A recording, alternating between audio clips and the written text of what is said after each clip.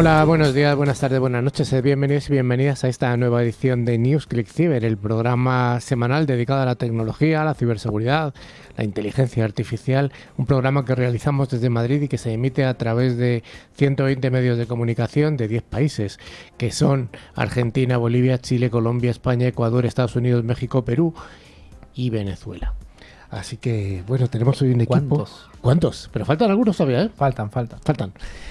Así que, chicos de Centroamérica, si tenéis alguna emisora, nos llamáis. Bueno, hoy el equipo está formado por, a mi extrema izquierda, hoy don Alfonso Calvo, que viene a hablarnos de ¿qué? Más inteligencia artificial, ¿cómo no? ¿Eh? Un placer acompañaros en este programa. A mi centro izquierda, el cerebro del programa, la mente privilegiada que tiene todos los guarismos alojados en su cerebro y en su cerebelo. La mente brillante del programa. No eres el único. Bueno, ¿qué tal? Buenas tardes a todos. Y también tengo a mi derecha hoy a don Raúl Guillén, que hacía ¿cuánto tiempo que no venías? Me hago mayor y eso me hace perder la noción del tiempo, mucho tiempo por desgracia, así que un placer volver a estar con vosotros hoy. Y también tenemos el placer de tener en el estudio con nosotros a José Valiente, que es el director, presidente, el jefe del Centro de Ciberseguridad Industrial, que me estaba equivocando ya.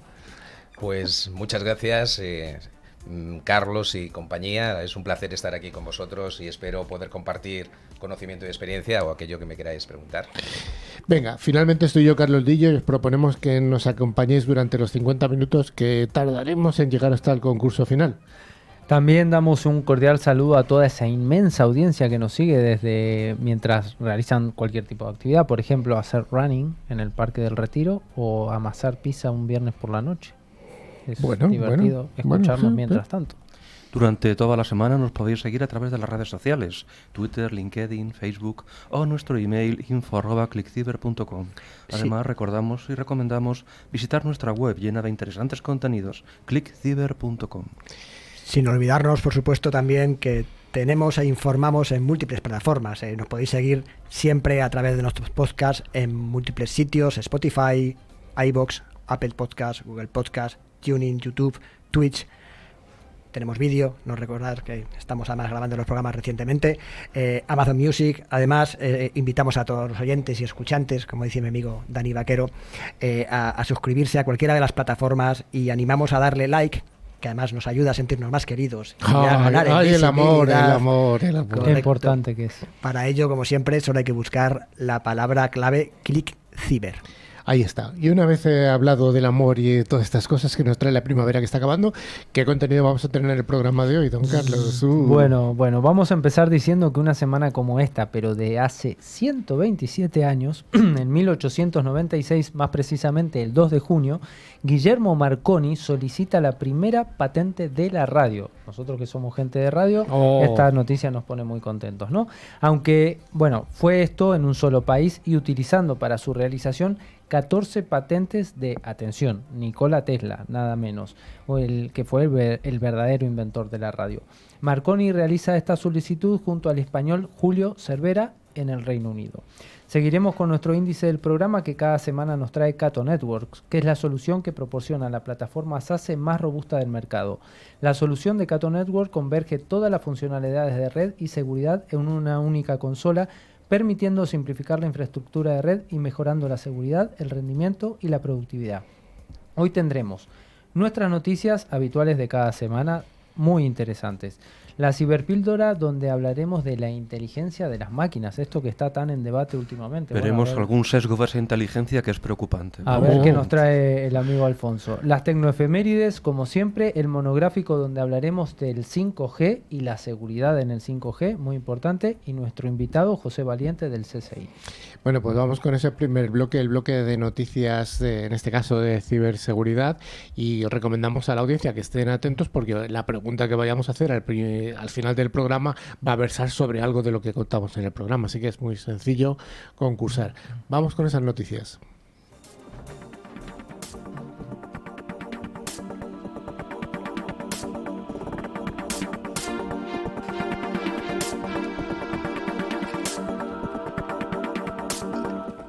Todas las semanas damos las gracias a F5 por traernos la sección de noticias. F5 es una empresa de seguridad y servicios de aplicaciones multicloud que está comprometida con la creación de un mundo digital mejor y que además ayuda a proteger y a optimizar todas las aplicaciones y API en cualquier lugar. Y empezamos con una noticia realmente inquietante que nos dice que un dron militar de Estados Unidos controlado por inteligencia artificial ha matado a su operador. Lo bueno es que ha sido en una simulación. Esto es un uso de estrategias altamente inesperadas. ¿Qué nos cuentas, Carlos? Así es, Carlos. La Fuerza Aérea de los Estados Unidos realizó un ejercicio simulado con un dron militar controlado por inteligencia artificial al que encargó destruir las defensas antiaéreas de un supuesto enemigo. Los resultados fueron cuanto menos inquietantes. La inteligencia artificial mató a su operador e intentó destruir cualquier elemento que interfiriera en la ejecución de este objetivo fijado. Así lo reveló el coronel Tucker V. Hamilton, jefe de pruebas y operaciones con inteligencia artificial de la USAF, durante la cumbre de capacidades aéreas y espaciales para el Comité Combate del Futuro celebrada hace unos días en Londres. No obstante, posteriormente matizó sus palabras para negar que esta simulación se hubiera producido y adujo que se trataba de un experimento hipotético. La Real Sociedad Aeronáutica Británica ha colgado en su web un resumen de las conferencias de la convención en la que participaron 70 oradores y más de 200 delegados del mundo empresarial, militar y académico, y entre ellas está la del coronel Tucker. Tucker expresó sus recelos a confiar en esta inteligencia artificial y aseguró que la simulación demuestra que no se puede tener una conversación sobre inteligencia artificial y aprendizaje automático y autonomía si no se habla de lo verdaderamente importante que es la ética. En su relato, el militar estadounidense aseguró que la inteligencia artificial es la que se encargó de destruir las defensas antiaéreas de un supuesto enemigo, utilizó estrategias altamente inesperadas para lograr su objetivo. Bueno, yo creo que lo interesante de esta noticia precisamente es esa carencia de ética que de momento está en algunas inteligencias artificiales. Seguro que nos habla de ello, Alfonso. Algo abordaremos un poquito más tarde, efectivamente. La siguiente noticia nos habla de la responsabilidad de ciberseguridad industrial que podría pasar al CISO en los próximos 12 meses, Raúl. Bueno, noticia que viene que ni pintada con la presencia de José, ¿no? Sí. Así parece, Carlos, si es que el informe Estado de la Ciberseguridad y Tecnología Operativa del 2023 confirma que el 75% de las organizaciones con entornos OT, recordemos, IT es tecnología de la información, OT es tecnologías operativas, sufrieron en el último año al menos una intrusión, principalmente de malware, 56%, y de phishing, el 49%. Este documento, que lo firma además Fortinet, un abrazo para mis amigos de Fortinet, pone de relieve una mejora de la postura de ciberseguridad, reflejada en que, aunque los ciberdelincuentes siguen atacando las redes OT y a buen ritmo, el número de organizaciones que no sufrieron incidentes ha aumentado significativamente. Es decir, vamos mejorando aquellas que no sufren ataques. Ahora el porcentaje es de un 25% frente al 6% del año anterior. Aún así, siempre hay margen de mejora y los profesionales de la ciberseguridad sobreestiman su madurez en seguridad OT. En este sentido, en 2023 el número de encuestados que consideran que la postura de seguridad OT de su organización es muy madura descendió hasta el 13% desde el 21% del año anterior, lo que sugiere una mayor concienciación entre los profesionales OT y el uso de herramientas más eficaces para autoevaluar las capacidades de ciberseguridad de sus organizaciones. Casi un tercio, es decir, el 32%, indicaron que tanto los sistemas informáticos como los de telecomunicaciones se habían visto afectados frente al 21% del año pasado. Otra de las conclusiones, Carlos, del estudio es que cuanto más dispositivos conectados hay, aumenta la complejidad de protegerlos para los equipos de ciberseguridad. El Internet de las Cosas, seguramente algún concepto de 5G privado de los que hablaremos luego. El resultado de la encuesta reveló además que las soluciones de ciberseguridad siguen contribuyendo al éxito de la mayoría de las empresas, con un 76% de los profesionales de OT. En particular, y esto es importante, mejorando la eficiencia y la eficacia de los mismos con un 67% y la flexibilidad de los entornos de ciberseguridad con un 68%. Sin embargo, el incremento de soluciones hace más difícil incorporar, emplear y aplicar políticas de forma coherente en un entorno donde hay una convergencia IT/OT. Además, el problema se agrava con el envejecimiento de los sistemas. En el mundo OT, luego hablaremos de ello, el ciclo de amortización de los entornos y de los activos se incrementa significativamente frente al mundo IT, ya que la mayoría, el 74% de las organizaciones, informan que la edad media de sus sistemas ICS de su organización oscila entre 6 y 10 años. Raúl, ¿y cuál sería esta nueva responsabilidad de la que se está hablando de los CISOs? A ver, yo creo que no solamente es para el entorno OT.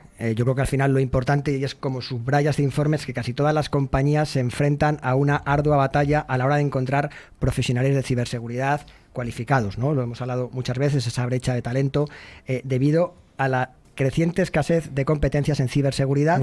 Va mucho más rápida la demanda que la incorporación de profesionales. Las organizaciones OT siguen dando prioridad además a la producción frente a la ciberseguridad. Lógicamente. Como es lógico, ¿no? Yo creo que José luego nos hablará más de todo esto, ¿no? Un indicador clave es que casi todas las organizaciones, un 95% de los encuestados, tienen previsto asignar la responsabilidad de ciberseguridad de los sistemas OT a un director de seguridad de la información. A los antiguos CISOs de toda la vida. A los antiguos CISOs de toda la vida, pero es que lo hablamos siempre, ¿no? El CISO tiene que estar representado en los comités de dirección, la operación de una compañía está representada en SEBOR. Los resultados también revelan que los profesionales de la ciberseguridad de los sistemas OT, estos sistemas que son de redes operacionales o de tecnologías operacionales, proceden ahora de la Dirección de Seguridad de IT, en lugar de la gestión de productos, y que la influencia en las decisiones de ciberseguridad se está desplazando de las operaciones a otros líderes, especialmente en las funciones del CISO y del CSO. Acá hay un matiz importante que hay que hacer, y por suerte tenemos aquí a José que después nos va a dar más luz sobre el tema y es un experto, pero pensemos que los CISOs que hoy conocemos, la gran mayoría de ellos, no digo todos, pero la gran mayoría vienen de un mundo IT. Colgarle ese peso, esa cucarda de encima, ponerles el OT encima, si no están preparados, por suerte tenemos muy buenos profesionales en el entorno, pero tienen que estar preparados o prepararse para entender que la dinámica y cómo se maneja un mundo industrial no es igual ni es extrapolable desde el mundo IT. ¿Sí? Claramente. Pero es que además el 75% de las organizaciones industriales de OT, como decía Raúl, han sufrido al menos una intrusión en el último año. Eso me parece, Alfonso, algo realmente tremendo. Devastador, efectivamente. Los equipos de redes IT están sometidos a una gran presión para adaptarse y ser más conscientes de la OT. A su vez, las organizaciones están en proceso de encontrar y emplear soluciones que implementen la seguridad en todo el entorno IT-OT para reducir el riesgo de seguridad general. Así se destaca en el informe Estado de la Ciberseguridad y Tecnología Operativa del 2023 de Fortinet, donde se desvela que este entorno sigue siendo el objetivo del cibercrimen y que cerca de cada una de 3 organizaciones OT fueron víctimas de un ataque de ransomware en el último año. El informe muestra que si bien las organizaciones OT han mejorado su postura general de ciberseguridad, todavía hay margen de mejora, explica John Madison, EVP de Productos y CMO en Fortinet. Bueno, ¿y qué pasa con las organizaciones industriales y su seguridad, Raúl? Bueno, las principales conclusiones del informe, y yo creo que aquí lo resume de una forma muy gráfica, son las siguientes. Los ciberdelincuentes siguen atacando a las redes OT a un ritmo elevado, mientras que el número de organizaciones que no incurrieron en una intrusión de ciberseguridad mejoró drásticamente en ese dato de año a año, ¿no? Year to year, que dicen los americanos, del 6% del 2022 al 25%, como decíamos antes, del 2023. Obviamente todavía hay un amplio margen de mejora. Pero además, Raúl, a lo que comentas, pensemos que hace apenas unos minutos hablamos de que los profesionales de la ciberseguridad sobreestiman su madurez en la seguridad OT. En 2023, este número de encuestados que consideran que la postura de seguridad OT de su organización es muy madura, descendió hasta el 13% desde el 21% que había dado el año anterior, lo que sugiere una mayor concienciación en los profesionales OT y en el uso de herramientas que realmente están poniendo de manifiesto cuáles son las verdaderas capacidades de respuesta que tienen ante diversos incidentes que pudieran ocurrir en las organizaciones. Todo esto además se transforma drásticamente en el momento en el que hay una explosión de dispositivos conectados. Esto pone en relieve la complejidad de los retos a los que se enfrentan las organizaciones en el mundo OT. Casi el 80% de los encuestados afirmaron tener más de 100 dispositivos OT con IP en su entorno OT. Esto que parece un trabalengua significa que hay cada vez más dispositivos OT conectados a las redes OT. Lo que pone en manifiesto el importante reto que supone para los equipos de ciberseguridad proteger un panorama de amenazas en constante expansión. El panorama se está expandiendo de forma drástica. La alineación de esta seguridad OT bajo el CISO es un buen augurio para el sector, aunque casi todas las organizaciones se enfrentan a lo que ya decíamos, ¿no? A una ardua batalla a la hora de encontrar profesionales de seguridad que estén cualificados para atender no solo a la parte IT, sino también a la parte OT, debido a la creciente escasez de competencias que hay en el mundo de la ciberseguridad. Bueno, pues hasta aquí esta introducción a lo que luego seguramente nos podrá contar José. Y vamos a hablar un poco de hackers iraníes, estos señores que están desarrollando un devastador ransomware, que sabemos que es un malware que ataca a distintos elementos. ¿Y para qué están desarrollando este malware? Pues ni más ni menos que para atacar a organizaciones de su gran enemigo, de Israel. Es una guerra eterna que va adquiriendo nuevos frentes. En este caso, el grupo responsable de este devastador ransomware se conoce como Moneybird y se ha establecido una conexión con Irán. Está claro que el nuevo contexto geopolítico ha modificado las tendencias de los ataques, alumbrando nuevos grupos hacktivistas. En el mundo actual, los ataques cibernéticos se han convertido en una preocupación creciente para las organizaciones y países de todo el mundo. Como siempre decimos, estas incursiones maliciosas pueden tener graves consecuencias, comprometiendo la seguridad de los datos y causando daños económicos significativos. En este contexto, el reciente descubrimiento de un nuevo ransomware desarrollado por delincuentes iraníes y dirigido específicamente a organizaciones israelíes ha generado una gran preocupación en todo el ámbito de la ciberseguridad. El grupo responsable de este devastador ransomware se conoce como Moneybird y se ha establecido una conexión con Irán. Según los expertos del equipo de respuesta a incidentes de Checkpoint, este grupo ha utilizado su malware malicioso para llevar a cabo ataques cibernéticos contra organizaciones en Oriente Medio. Sin embargo, lo que hace que esta situación sea aún más alarmante es la similitud de Moneybird comparte con otro grupo de hackers conocido como Agrius, que ha estado operando desde el año 2020 bajo varios nombres, incluido Black Shadow. Moneybird es un grupo de hackers, o ciberdelincuentes mejor dicho, relacionados con Irán, que ha ganado notoriedad por sus ataques cibernéticos dirigidos a organizaciones israelíes en Oriente Medio. Según sus recientes investigaciones, se han encontrado numerosas similitudes entre estos dos grupos, Moneybird y Agrius. Ambos grupos utilizan diversos alias y tácticas similares para llevar a cabo estos ataques. Agrius ha estado operando desde el año pasado y se ha utilizado diferentes nombres para ocultar su verdadera identidad. Uno de estos alias es Black Shadow. Estas tácticas de camuflaje hacen que sea más difícil rastrear y atribuir los ataques cibernéticos a un grupo específico. Moneybird ha seguido el mismo enfoque, utilizando técnicas similares a las de Agrius para llevar a cabo sus ataques. Es obvio que hay grandes similitudes entre ambos grupos cibercriminales. En fin, que son varias caras de la misma moneda y esto parece ser que es el mismo grupo que está utilizando técnicas, las mismas técnicas con distintos nombres. El polimorfismo se perpetúa. Efectivamente. Correcto. Atención, usuarios de iPhone, una noticia que me parece relevante e importante. Hay una nueva noticia del sector que afecta a este tipo de usuarios, ya que hay una triangulación en el sistema operativo de Apple y es un nuevo ciberataque contra los iPhone que se infectan, y aquí es lo importante, con solo recibir un mensaje, sin actuación por parte del destinatario. Correcto, esto para que abran bien las orejas aquellos que tienen iPhone y dicen, no, el iPhone no puede ser vulnerado. Todos los sistemas operativos pueden ser vulnerados. La firma de seguridad Kaspersky ha identificado un nuevo tipo de ciberataque contra los móviles iPhone que los infecta e instala un spyware con la simple recepción de un mensaje a través de eMessage y sin que el usuario tenga que realizar ningún tipo de acción. El equipo de investigadores aún lo está estudiando, pero ya ha adelantado que la información que roba esta triangulación lo hace y lo ha bautizado, comprendiendo que puede interceptar las grabaciones del micrófono, fotos a través de las aplicaciones de mensajería instantánea, geolocalización y otros datos sobre la actividad del usuario con el dispositivo. Tremendo, es que aunque se ha descubierto ahora, el malware está circulando al menos desde el año 2019, por lo que el número de dispositivos infectados podría ser realmente significativo. A comienzos de este año se detectaron una actividad inusual mientras se monitoreaban la red corporativa de Kaspersky, que ha sido los que han descubierto este malware, y ha sido proveniente de terminales iPhone de los propios empleados de la compañía, que se correspondían con posiciones intermedias y también con posiciones altas. Dada la naturaleza cerrada cerrada del sistema operativo de Apple que todos conocemos, los investigadores no disponían de herramientas para analizar directamente los dispositivos. Por este motivo decidieron crear copias de respaldo para examinarlas offline con una herramienta externa, Mobile Verification Toolkit, que permite realizar un análisis forense de dispositivos iOS y Android.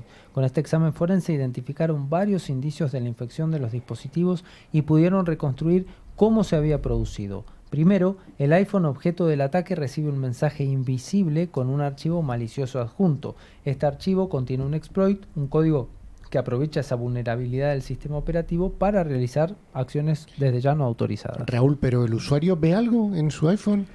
No, el usuario no llega a ver el mensaje en ningún momento y además, como ha dicho Carlos, no es necesario que interactúe con él para que se active la infección. Esta se produce desde el momento de la recepción del mensaje aprovechando vulnerabilidades del sistema iOS que permiten que el código malicioso se ejecute. A partir de este momento se conecta a un servidor remoto controlado por los atacantes desde al que se descarga el spyware y nuevos exploits que le permiten una escalada de privilegios. Este tipo de ataque lo recordamos, ¿no? de otro tipo de rutinas. El análisis de todo lo que recibe no está completado hasta que acaben de realizar el informe, todavía no está realizado, pero afirman que es una plataforma de amenaza persistente.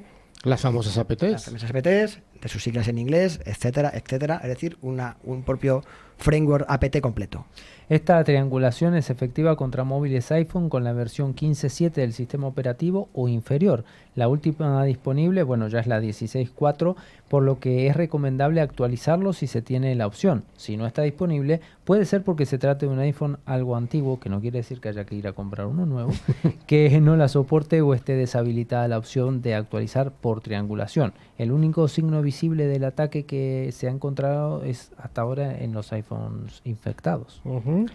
La compañía, Carlos, además, ha señalado que todavía no tienen una forma de eliminar la infección, la triangulación del dispositivo, sin que se pierdan los datos de usuario. De hecho, la recomendación, ya sé que es drástica, que hacen es, en el caso de tener un iPhone infectado, es restaurar el móvil a sus valores de fábrica. Es complicado. Hay que saber si está infectado primero. Correcto. Es cierto que para saber si está infectado o no, luego creo que vas a dar una recomendación, ¿no? Pero... Bueno, pues yo creo que hasta aquí las noticias hemos tenido realmente de todo, con una parte muy importante de seguridad OT.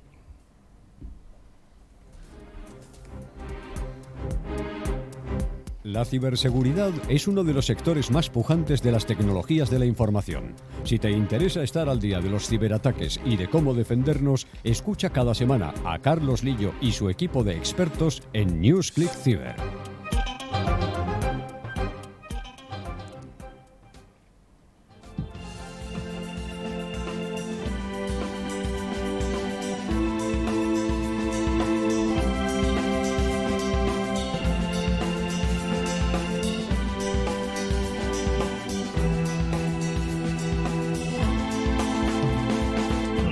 Gracias a empresas de alta tecnología, como es el caso de Alot, cada semana en ClickCiber os ofrecemos nuestra ciberpíldora para aclarar distintos conceptos tecnológicos. Recordamos que Alot es la solución tecnológica que asegura el rendimiento de las aplicaciones más importantes. Y hoy nuestra ciberpíldora, como está de la mano con nuestro amigo Alfonso, va a tratar de su tema preferido, uno de sus temas preferidos, porque tiene más. Vamos a hablar de inteligencia artificial y vamos a hablar de, mejor dicho, inteligencia sobre máquinas, ¿no? Porque creo que vamos a caracterizar una faceta de la inteligencia de las máquinas que resulta un tanto preocupante, porque no es sana, vamos a decir. Entonces, empezamos hablando de casi algunos de los que hicieron nacer la informática. Como... Sí, realmente nos tenemos que remitir a Alan Turing en la década de los 50, que construyó un experimento para evaluar si una máquina, hoy sería una inteligencia artificial, tiene capacidad de imitar a la perfección la respuesta de un humano a una pregunta. En el test de Turing original, una persona interactúa con dos interlocutores ocultos, un humano y una máquina. Una persona actuando como juez hace las mismas preguntas a ambos, y si no es capaz de identificar cuál de los dos es la máquina, se considera que ésta ha superado el test y que por tanto su inteligencia es equiparable a la humana. Es interesante este test. A pesar de que este test ha sido criticado por algunos científicos, puesto que consideran que tiene importantes limitaciones, como el hecho de que analiza solamente la capacidad de comunicación y no otros aspectos que también forman parte de la inteligencia humana, lo cierto es que constituye una piedra angular en el campo de la inteligencia artificial y que se ha necesitado más de 70 años para que una máquina consiga superarlo. Efectivamente, yo creo que hay ciertas partes que se escapan de este test. Por ejemplo, la visión de un rostro, que efectivamente, hombre, si estás el rostro, si es una máquina, evidentemente ves que es una máquina. Hace 70 años los ordenadores eran muy limitados, Sí, tarjetas perforadas y poco más, no se podía plantear otro tipo de interfaces, pero bueno, entendemos que se desarrollarán cada vez pruebas más sofisticadas para abordar otras facetas de la inteligencia. Entonces, hoy en día, efectivamente, la prueba es claramente superada por algunas de los modelos de procesamiento del lenguaje natural, como Lambda de Google o el caso de ChatGPT. Pero la cuestión que aquí traemos es que si reflexionamos sobre este test nos daremos cuenta de que está construido sobre un engaño. Y esta es la base de nuestra discusión a día de hoy. ¿Es un engaño? El engaño. Ahí vamos. El objetivo de la máquina no es pensar como un humano, sino engañarlo. Claramente es una prueba pensada en cómo engañar a un humano, haciéndole creer que se encuentra ante otro humano. Y ya, digamos, la prueba es, en ese sentido, sesgada por su propia concepción. El engaño es la base del modelo generativo más conocido de Deep Learning, las redes antagónicas generativas, de las cuales son famosos ejemplos Midjourney o DALL-E.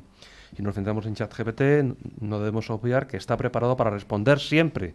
Otra cosa distinta es que el acierto sea la respuesta que está dando. Bueno, pero cualquier humano, tú le preguntas algo y puede que acierte o no, o sea que tampoco es nada nuevo. Sí, es decir, que en ese sentido ambos, pero el hecho de que un programa de ordenador no sea consciente si está en lo cierto o en lo falso. De hecho, yo le pregunté recientemente a ChatGPT si distinguía la verdad de la mentira y me dijo que no, claramente, que él no la podía distinguir. Entonces, eso genera un problema que vamos a hablar a continuación, precisamente. Pero entonces, fíjate que recientemente, esta semana pasada, estuve con unos amigos, alguno está presente incluso en esta mesa hoy, y estuvimos tomándonos unas cervezas y estábamos con parejas en plan totalmente extendido y empezamos a hacernos preguntas tan chorras como ¿en qué país del mundo se tomaba más dulce de leche? Bueno, parece obvio que era Argentina, pero hicimos otras preguntas sobre qué país del mundo consumía más vino, que ya no es tan obvio, ¿no? Y tiramos de ChatGPT, evidentemente, ¿no? Con respuestas muy curiosas. Claro, el problema es que cuando el usuario final, que no es un experto generalmente, le pregunta a ChatGPT, nosotros tendemos a engañarnos al creer que va a aportarnos una solución a todo aquello que le preguntemos. Es decir, solemos asumir la posición de que todo lo que nos está contestando es cierto, cuando realmente lo que sucede es que el programa no puede distinguir entre lo que es cierto y no lo es. Pero como su algoritmo generativo lo que intenta es satisfacer nuestra pregunta, pues se va a acercar lo máximo posible a la respuesta que encuentre, aunque no sea precisa o cierta realmente. Entonces, si como usuario no verificas todos los datos que te da el programa, tienes la posibilidad de realmente meterte en un lío, como le ha ocurrido a un abogado en Estados Unidos que presentó una docena de casos ante un juez, y esos casos no existen. No existen. No existen. Es la primera vez en la historia que un juez se encuentra ante la situación de que un abogado humano le ha presentado unas referencias que son falsas. Entonces, el juez ha llamado al abogado para hablar un poco sobre el tema. Porque el abogado le preguntó a ChatGPT, ¿pero todo esto que me estás contando es cierto? ¿Y qué respondió ChatGPT? Sí, es cierto. Porque intenta satisfacernos, ¿vale? Si tú le dices, no es cierto este ejemplo, bueno, puede que no sea bueno, pero te doy otro. O sea que ChatGPT podría ser tranquilamente equiparable a muchos votantes, ¿no? Que no saben distinguir la verdad de la mentira. Esa es la cuestión, es que somos nosotros los que nos engañamos al creer que va a aportarnos una solución para todo. Pero esto tiene un nombre técnicamente y es que esto es una psicopatía, realmente. Es decir, lo que nos enfrentamos aquí es a un programa que es psicópata. Y esa es la gravedad de la situación en la que nos encontramos. Y ese psicópata, si lo juntamos con la noticia que hemos dado de que mataba realmente a su operador en una simulación, pues nos encontramos con algo inquietante. Claro, porque fijaros que el psicópata es la personificación de la maldad sin remordimientos. ChatGPT no tiene el concepto de remordimiento, ¿vale? Y su conducta acude a la manipulación, es decir, él utiliza toda la información que tiene, sea más o menos precisa, para construir una respuesta, básicamente. Entonces nos está manipulando y nos está engañando, sin que él siquiera sea consciente de esa manipulación y de ese engaño. Eso es una psicopatía. Anda. ¿Vale? Y entonces eso es lo que queremos aportar a nuestros escuchantes, que realmente nos encontramos en una situación en la cual podemos correr un peligro cierto en relación a lo que nos está sucediendo en esa Habría que conversación. preguntarnos también si ChatGPT, además de ser esa psicopatía, es paranoico también. Sí, entonces fijaros bien que nos encontramos ante un programa que es terriblemente convincente, pero no es consciente de lo erróneo de su actividad. ¿Vale? Entonces esto, él no va a ser tampoco consciente de la consecuencia que tenga el hecho de la información proporcionada. Entonces, el psicópata conoce perfectamente lo que está haciendo y cuáles son las reglas sociales. Domina la situación, son capaces de distinguir entre el bien y el mal, pero no se sienten culpables de sus actos. Que la inteligencia artificial adopte características propias de un comportamiento psicopático es aterrador. Ahora, debemos evitar tener miedo del futuro.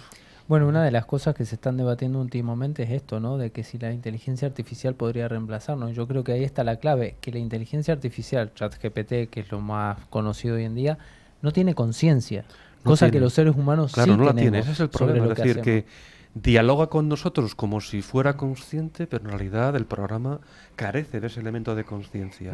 Dialoga con nosotros dándonos una información que nosotros asumimos que es cierta, cuando en realidad el programa no sabe distinguir entre lo cierto y lo falso. Entonces nos encontramos ante un grave peligro, porque tiene que ser una labor del interlocutor humano el de verificar todas y cada uno de los elementos informativos. Pero ¿quién hace eso hoy en día? ¿Vale? Entonces, de alguna manera, los humanos hemos sido capaces de poner límites jurídicos a nuestro progreso para evitar o impedir el desarrollo de aquello que consideramos no ético. Hasta ahora ha ocurrido así. Pero estamos muy lejos de una verdadera inteligencia artificial. ¿Por qué? Porque esto, en términos de ética de inteligencia artificial, estamos en pañales realmente. ¿Vale? Básicamente lo que hemos desarrollado es añadir reglas de restricción a ciertas situaciones. Por ejemplo, dices, no matar a un ser humano. ¿Vale? Es una regla que puede estar ahí. Asimov, ¿no? Claro, pero luego lo que sucede es que en el contexto de la simulación el militar le ha dicho, destruye todo aquello que puede impedir que la misión se realice. ¿Y cuál de las dos reglas es más importante? ¿El de destruir todo aquello que impide la misión o no matar a un ser humano? Pues es más importante para el militar conseguir que realmente la misión se lleve a propósito. Con lo cual, si tiene que matar a un ser humano que le está impidiendo alcanzar la misión, lo mata. Básicamente es lo que ha sucedido. Un conflicto de reglas donde la más importante ha primado y lo importante es la misión, no el ser humano. Bueno, pero ahí en la misión el ser humano podría ser un enemigo. Sí, no necesariamente generalmente el un ser aliado. humano es un enemigo, pero lo que ocurría en esta simulación era que el humano que estaba supervisando la simulación estaba modificando la estrategia del programa de inteligencia artificial, con lo cual él se estaba sintiendo, entre comillas, atacado. Era una excepción Entonces de se la convirtió regla en un general. enemigo en ese Ajá. momento, porque estaba modificando su comportamiento. ¿Por qué? Porque el instructor humano no sabía muy bien por qué el programa estaba realizando eso. Con lo cual estaba intentando llevar a términos humanos la lucha, pero el programa estaba haciendo la lucha en términos Matemáticos. extrahumanos. Claro, un algoritmo. Claro, es un algoritmo, ¿me entendéis? Entonces, como el humano quería llevar al programa en términos humanos, el algoritmo decidió saltárselo directamente. O sea, que tú auguras que todavía estamos lejos de esa inteligencia. Estamos en pañales y es muy preocupante. ¿Por qué? Porque realmente los encontramos en unos programas que son extraterrestres en el sentido de que son no humanos. Es decir, la primera inteligencia extraterrestre que hemos descubierto es la inteligencia artificial. ¿Vale? Ahí nos quedamos, con que la primera inteligencia artificial es la extraterrestre, o al revés, mejor dicho, se lo dejaremos para nuestros programas de compañeros de programas de cosas oscuras y ocultas.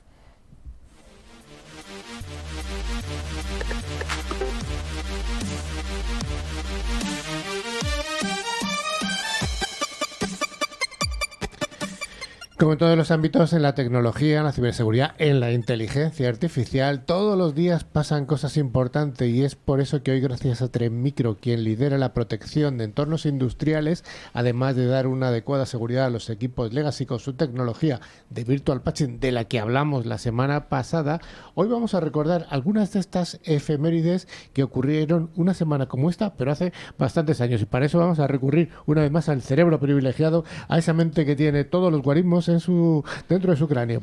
Don Carlos Valerdi, ¿qué ocurrió una semana como esta en el año 2012? ¿Nos acordamos todos del IPv6? Bueno, se realiza el lanzamiento mundial. Bueno, el segundo o tercero o cuarto lanzamiento mundial, esta vez con la intención de dejar IPv6 habilitado de forma permanente en todos los sitios que han participado en este proyecto. El evento fue anunciado como "esta vez va en serio". Bueno, todavía lo estamos esperando 11 años después. Lo dejo ahí. Bueno. Ya hablaremos del tema. ¿Y qué más pasó? ¿Algo más lúdico? En 1984, un tal Alexei Pajitnov de la Unión Soviética publica su juego llamado Tetris. ¿Se acuerdan del Tetris? ¿Quién no lo ha jugado? Y para lo que nos sirve en la vida, ¿no? Cuando tenemos que meter las cosas en el maletero del coche, no sé qué. Bueno, ahí está el Tetris. Te pregunto a ti, don Raúl, ¿tienes alguna cosa que contarnos del año 1977? Pues justo un año después de que yo naciera, el 5 de junio de 1977. O sea, que no tienes casi memoria. Casi memoria.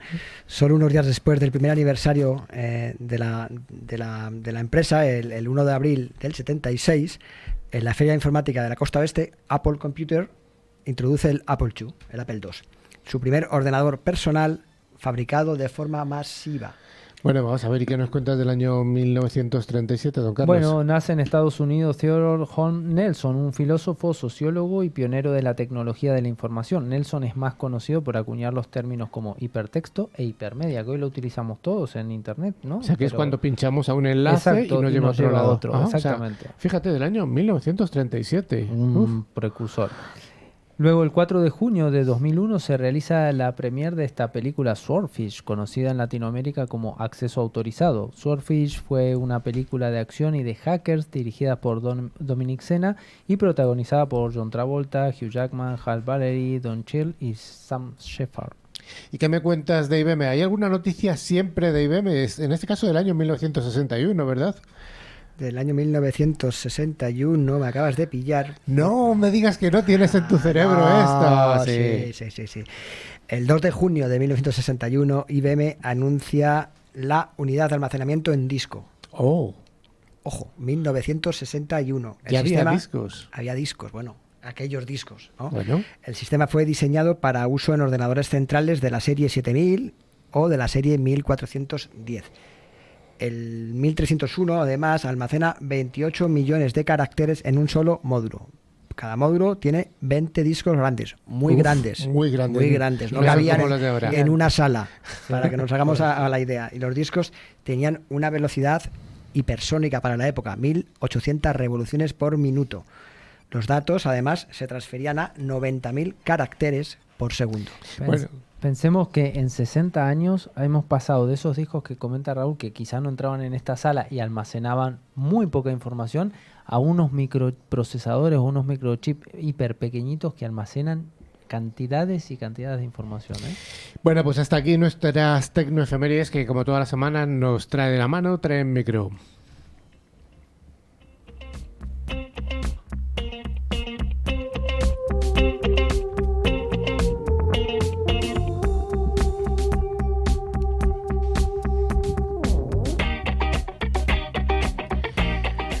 La firma de ciberseguridad Forcepoint es la encargada de traernos cada semana nuestro monográfico. Forcepoint, recordamos una vez más, que es el fabricante líder de seguridad convergente que tiene un amplio catálogo de soluciones, lógicamente, de ciberseguridad. Y hoy vamos a hablar del 5G, esta tecnología que está revolucionando el mundo de los móviles.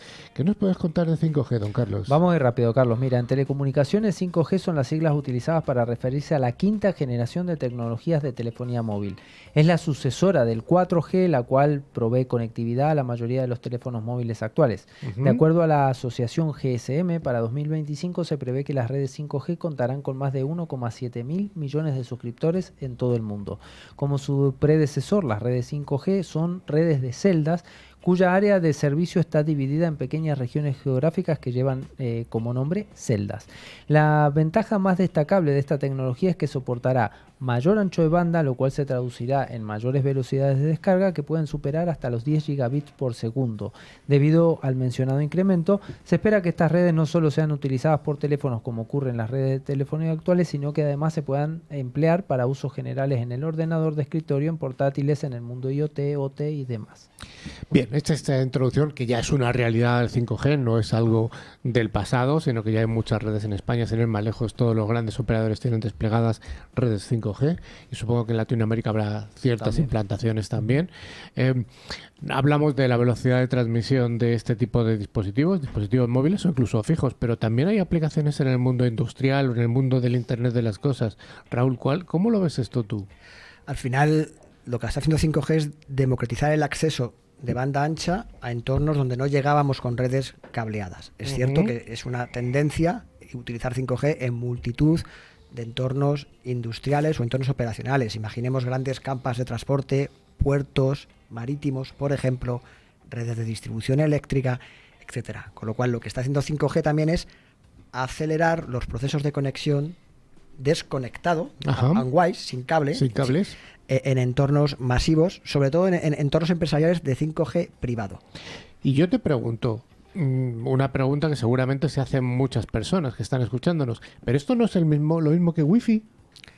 No es lo mismo que Wi-Fi porque basamos la conexión, al final la arquitectura 5G tiene por un lado la radio, por otro lado el MEC, el core de red. Al final es una arquitectura de celdas, como ha comentado Carlos, que lo que hace es, a través de redes de operador, llevar la banda ancha de baja latencia de forma masiva. Yo creo que has comentado una clave, que es redes de operador. O sea, que hay detrás de una tecnología 5G un operador de telecomunicaciones que está proveyendo toda la infraestructura, mientras que, en general, una red Wi-Fi pues es algo mucho más doméstico, en principio, aunque puede tener sus medidas de seguridad, ¿no? Casi siempre, porque también hay redes 5G para uso privado. Imaginemos, por ejemplo, cuerpos y fuerzas de seguridad del Estado, infraestructuras críticas, servicios esenciales. Hay determinadas frecuencias del 5G reservadas para este tipo de usos, que además se pueden utilizar sin necesidad de que haya un operador. Y luego, otra cosa que has comentado que me parece muy relevante es el tema de la latencia, muy baja latencia que vamos a tener en 5G. ¿Por qué esto es tan importante en entornos industriales? En entornos industriales, la latencia es especialmente crítico, no en todos los procesos, pero sí en determinados procesos la latencia es importante, con lo cual al final lo que nos permite es distribuir servicios de forma masiva que anteriormente tenían que ser cableados. Pero, por ejemplo, una utilización típica de la que todo el mundo habla del Internet de las cosas es en los coches conectados, los coches del futuro, la tecnología que en principio los coches hablarán con las carreteras y podrán dirigir su tráfico. Aquí esa latencia sí que es algo realmente importante. Sobre todo para la toma de decisión de determinados algoritmos, hablaba antes el compañero, ¿no? Al final, la latencia es importante que tienda a cero, porque en muchos procesos de toma de decisión en tiempo real es lo que marca la decisión entre una toma de decisión correcta o una toma de decisión incorrecta. Pero estamos hablando también, ¿no?, en News Click Cyber, seguridad. Seguro que me vas a preguntar, ¿cuán seguro o cuán inseguro es 5G? Esa es la pregunta. ¿Cuán seguro y cuán inseguro es 5G? Cambia en el momento en que conectamos dispositivos. Las redes 5G, al igual que las redes 4G, las redes LTE eran redes seguras por definición. El core está protegido, la radio está protegida, pero cuando incorporamos dispositivos móviles, cámaras, robots, vehículos conectados que son vulnerables por definición, extendemos las vulnerabilidades a las redes 5G.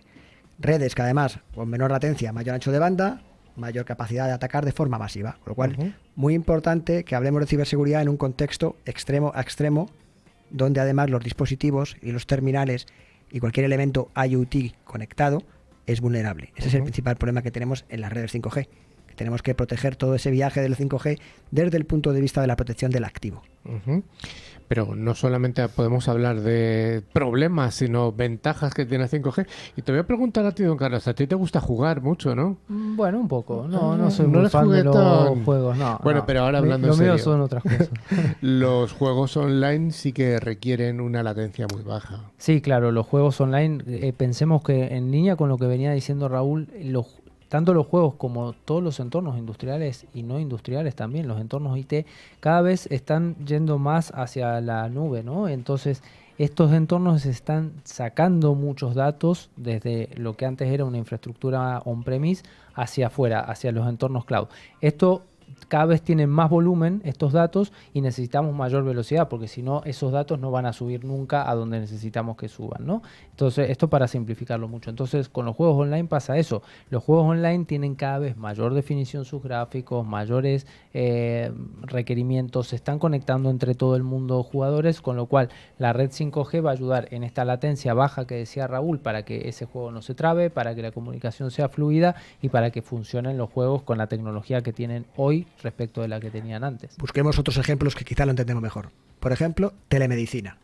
Telemedicina en entorno rural donde no llega las comunicaciones tradicionales, pues a lo mejor el 5G privado es una alternativa que nos permite, gracias a esa banda ancha de baja latencia, que un médico pueda estar viendo y tomar decisiones en tiempo real. Drones conectados en remoto con una cámara.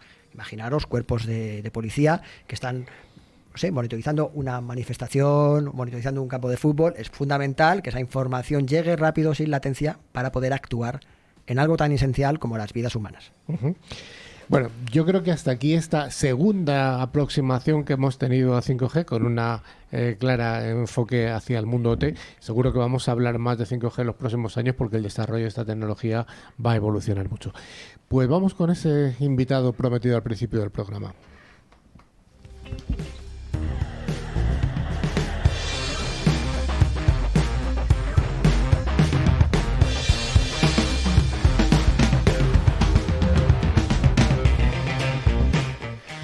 Como comentábamos, está con nosotros don José Valiente, que es el directivo máximo del CCI, que es el Centro de Ciberseguridad Industrial. ¿Es realmente necesario un centro de ciberseguridad industrial? Buena pregunta, ¿no? Al final, nosotros llevamos ya 10 años. O sea que no es algo de ayer. No es algo que acaba de empezar. Los riesgos en el ámbito de las tecnologías industriales pues vienen desde hace mucho tiempo y recientemente, pues como habéis comentado, cada vez están recibiendo más ataques, ¿no?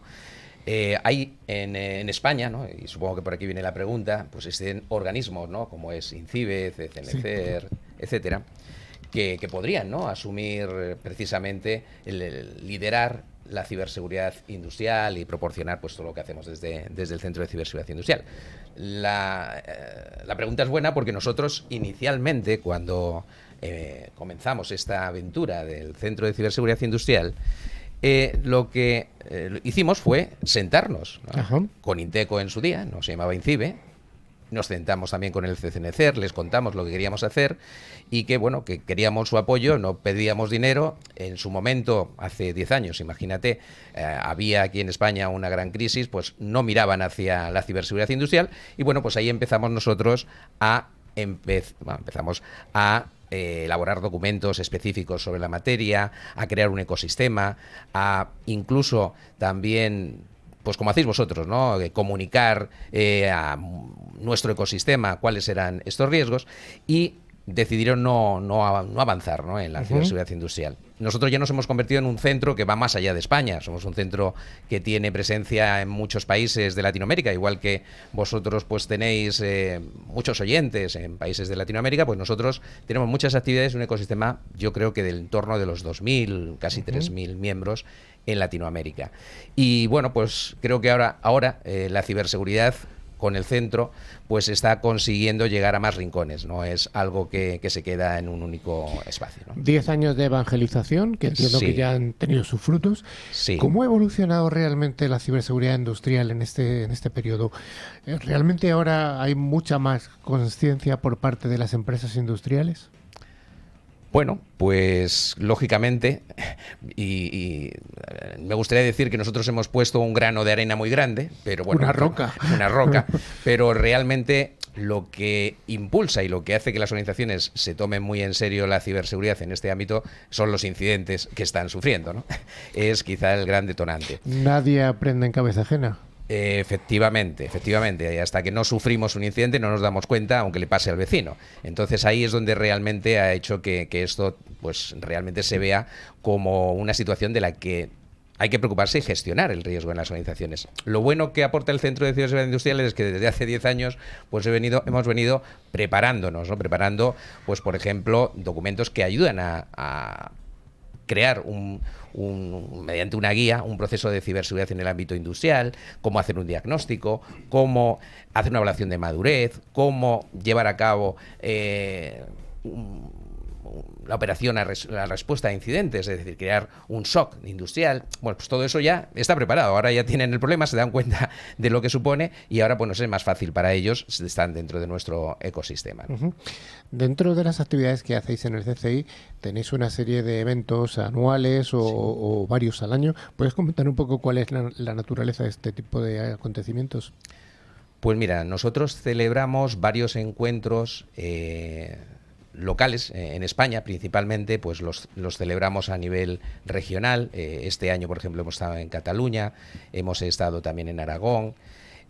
Vamos a estar mañana en Londres, vamos a celebrar ahí nuestro primer encuentro de la voz de la industria de Reino Unido. Pero también celebramos 2 congresos internacionales. Creemos que es muy interesante que vengan a contar su experiencia profesionales de todo el mundo y organizamos un congreso internacional europeo, que lo hacemos siempre en España, siempre lo hemos hecho en Madrid y este año cambiamos a Bilbao, y hacemos un congreso internacional en Latinoamérica que lo vamos rotando en países. Este año lo vamos a celebrar en Perú, pero lo hemos celebrado en Colombia, en Argentina, en Chile, etcétera. José, comentabas que tienen un grupo bastante grande de gente, con lo cual tienen un ojo y ven muchas cosas. ¿Qué opinas de lo que comentamos al principio del programa, esto de que la ciberseguridad OT caiga debajo del CISO tradicional, ¿no? Pues mira, nosotros hemos hecho bastantes estudios. Esta mañana me sorprendía porque ayer envié a uno de nuestros miembros varios estudios que hemos realizado. Dijo, pues sí que hemos hecho estudios. Bueno, pues en casi todos los estudios lo que nos encontramos es que la responsabilidad de gestionar este riesgo recae en la parte de IT. Principalmente el CISO sí lo hay, muchas organizaciones industriales no tienen CISO y recae pues en el responsable de IT, en el 75%, aunque hay un 25 o un 30% donde se está asumiendo por la parte del área de OT. ¿Cuál es en vuestra percepción, cuál es la mayor carencia que hay en las empresas de entorno industrial respecto a la ciberseguridad? Si tuvieras que nombrar una. Sí, pues mira, la principal carencia es que son entornos muy difíciles donde tú puedas actuar. No puedes aplicar la ciberseguridad como la aplicaríamos en un entorno IT. Entonces tienes que aplicar medidas compensatorias. Entonces yo creo que ahí es donde está la clave, tener en cuenta que es un entorno donde no podemos afectar. Ya lo comentabais, ¿no? El 5G, por la latencia, es un entorno donde la red tiene que ser muy determinista y no puedes afectar, ¿no? Porque podrías alterar el proceso. Entonces, esa es la clave, ¿no? Aplicar medidas compensatorias, donde no puedes aplicar, por ejemplo, una actualización de parches, tienes que establecer un control de acceso físico o un control de acceso en la red para evitar que ahí se pueda llegar. Uh-huh.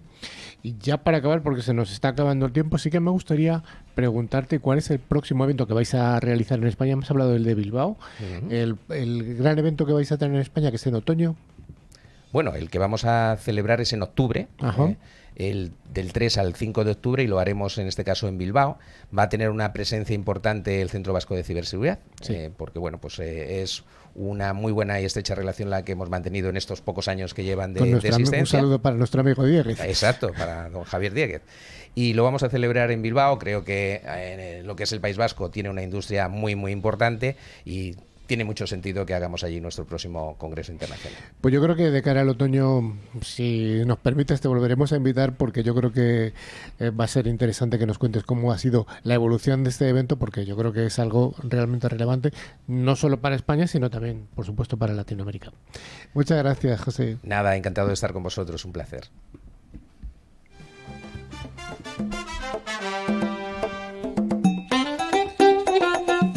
Pues como cada semana tenemos la sección en la que sorteamos 2 licencias de antivirus con calidad profesional válidas cada una para un año. El valor de cada licencia es aproximadamente de unos 50 euros y se puede instalar en 3 dispositivos que pueden ser PC, Mac, tablet o móviles. Raúl, ¿tenemos ganadores de la semana pasada?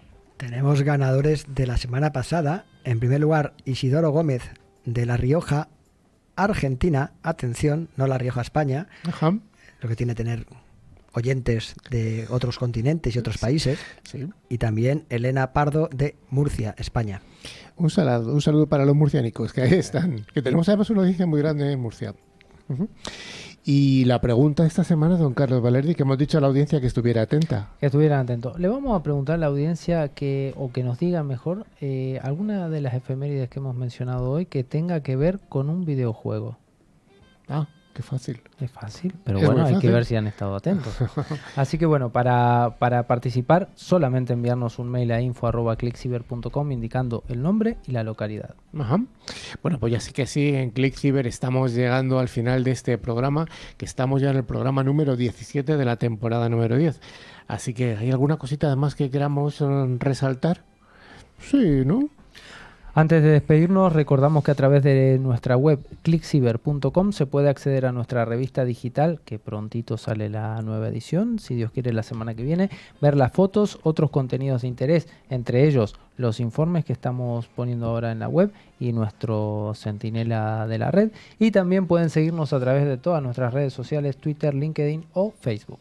Finalmente, recordamos que a través de todas las plataformas de podcast pueden escuchar tanto este como los programas anteriores que están disponibles en iBooks, Spotify, TuneIn, YouTube, Twitch, Amazon Music, buscando la palabra clave ClickCiber y dándole a like si os ha gustado el contenido. Hombre, esperamos que sí, ¿no, Raúl? Que les haya gustado. ¿Cómo no? ¿Cómo no? Les tiene que encantar. Y además esperamos tú que tienes que volver más pronto al programa. Vamos. En breve. Que nos están describiendo tus fans. Y Raúl Guillén, que no viene. Bueno, pues muchas gracias a toda la audiencia, a Alfonso, don Carlos Valerdi, Gracias. Raúl, José, muchas gracias y hasta la semana que viene y síganos por las redes sociales, por nuestra web, que ahí estamos siempre. Adiós.